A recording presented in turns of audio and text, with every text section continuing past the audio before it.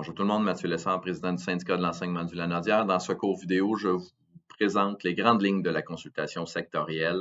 Donc, ce qui nous concerne, nous, comme personnel enseignant, dans le cadre de la dernière ronde de négociation en syndicat de l'enseignement du Lanaudière, mais également à FSE-CSQ, notre fédération des syndicats de l'enseignement.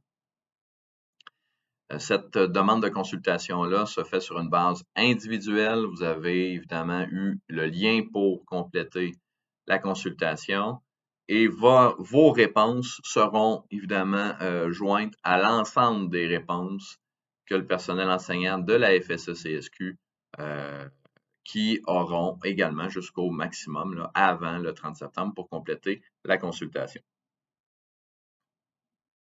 Une fois que vous seriez identifié là, au niveau de votre secteur puis votre employeur, vous êtes appelé évidemment à revivre en quelque sorte le fil de la négociation en passant par la consultation du printemps 2022, consultation large menée par courriel, consultation individuelle, soutenue par une firme qui était la firme Aramis. Fait qu'on veut savoir si vous voulez maintenir ça, une seule consultation qui mène à un dépôt syndical.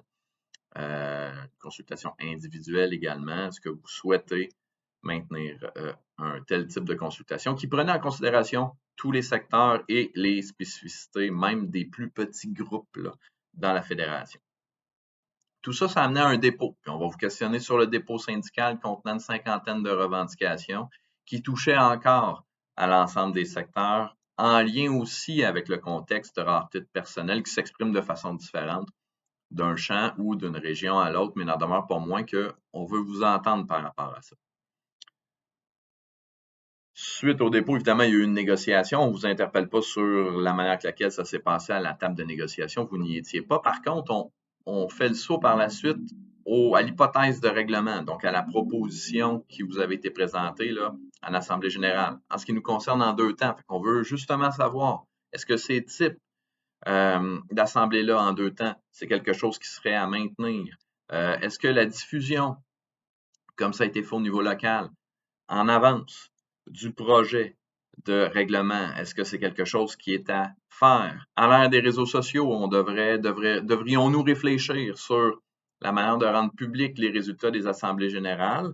Bref, tout ça, là, c'est au jeu sur le déroulement je veux dire, du volet décisionnel en ce qui concerne le règlement. Après ça, ben, on se met un petit peu sur les lignes de côté puis on vous demande d'apprécier tout ce qui touche la mobilisation en front commun. Et contrairement à la première consultation, vous aurez à apprécier des résultats, donc à dire si vous les partagez ou pas. Dans cette consultation-ci, c'est vous qu'on veut entendre. Donc, vous retrouverez certains libellés comparables à ce qu'il y avait dans la consultation intersectorielle, mais là, c'est vous qui direz si vous êtes en accord ou totalement en désaccord ou neutre, évidemment par rapport aux éléments touchant la mobilisation en front commun.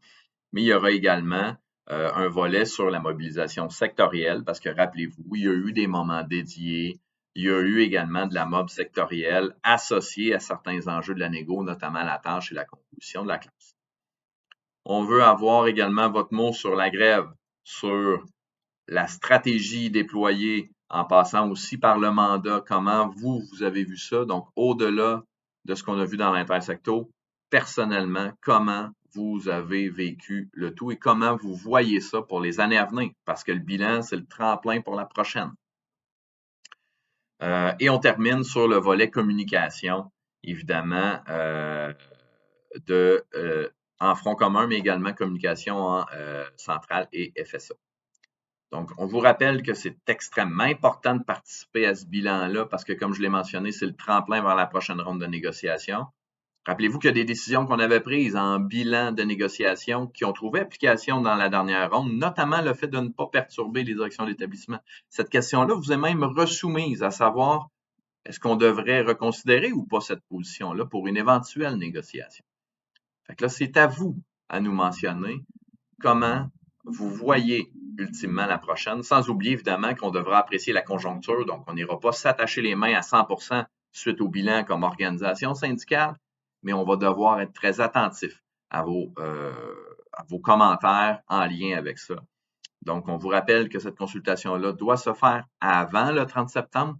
Vous avez eu le lien par courriel, puis vous les retrouverez également là, dans le courriel présentant les vidéos et qu'elle se fait sur une base individuelle. Donc, tous et chacun a voix au chapitre en ce qui concerne le bilan de la dernière ronde de négo. Sur ce, je vous souhaite une bonne fin de journée puis je vous remercie pour votre collaboration.